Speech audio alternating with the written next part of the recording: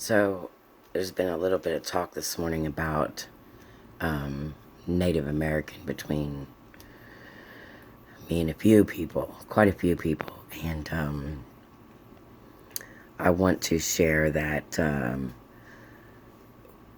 I was drawn to the native drum when I was first exposed to it. I think I was 5. And I started dressing as a Shawnee warrior, and I had this little drum that I would tie around my waist, and I had these clackers, and I did my brother and sister the war paint as well, and gave them the clackers, and they followed me, and we would march, well, not march, but we would step as Indians down the sidewalk the whole length of the block and back, and I would play my drum. And everybody in my family leans toward cowboy-ish, and I've always been the Indian. And Indian music has always been very, very important in my life. And then when I started really awakening after I had children in my early 20s, I started dreaming and hearing the drum. I would hear it even when I wasn't dreaming. And I even started having some Native American dreams. I dreamed about the white buffalo, and to this day I still dream the wolf. The wolf is always by, and I don't just dream the wolf. I have had pretty close encounters with a known, supposedly extinct but endangered also red wolf, and I knew what I saw. I knew it was real. It was while I was awake. And then last summer sometime, the wolf conservation I don't know what I'm trying to say.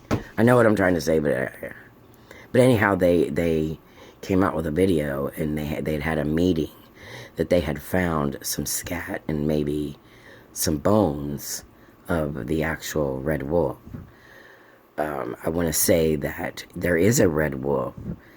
Do your homework. Now, some people think that the coyote and the timber wolf created this red wolf. But I'm saying it is not. It is its own species. The red wolf saved my life.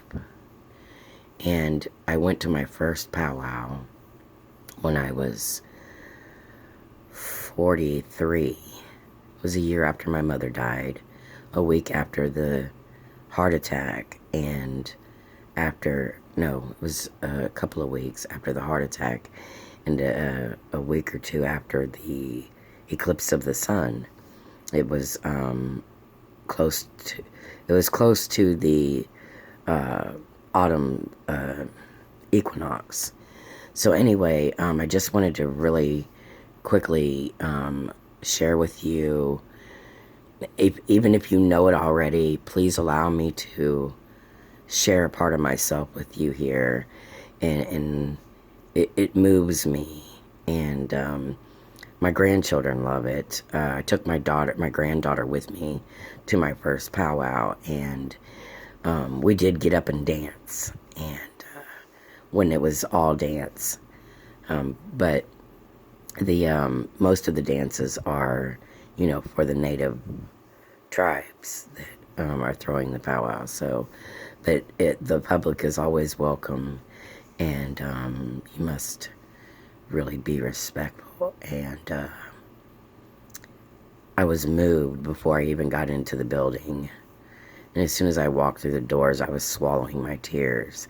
I had to go to the bathroom and collect my composure because I was so moved by the drum. I thought I was going to throw up. I mean, I was really moved. And so in this dream that I had this morning, it probably came because I found out some information about the relationship between the Irish and the Choctaw Indian. and which is very important to me because my grandparents, my mother's biological parents, on their birth certificates, and my grandfather's honorable military discharge says, and when it says, where it says race, it says Irish hyphen Indian. And so I've been looking to see what this means for the last 4 years. And then yesterday, it just shows up in my feed, and I'm ecstatic about it, and I'm moved, and I have been just basking in this native energy the past couple of days, and I want to share this with you. And this is one of my favorites. And the round dance was a native. It started in the plains, a dance during a get-together to bring the families of the tribe together in unity, in community, and they would sometimes hold hands and stand facing the drum and move at a sideways shuffle type dance. And this young man, he's so cute. I love this video, and I hope you love it too. I love you. Stay strong, dudes. Hold your position. Nothing lasts forever. Let it flow and let it be. Be present.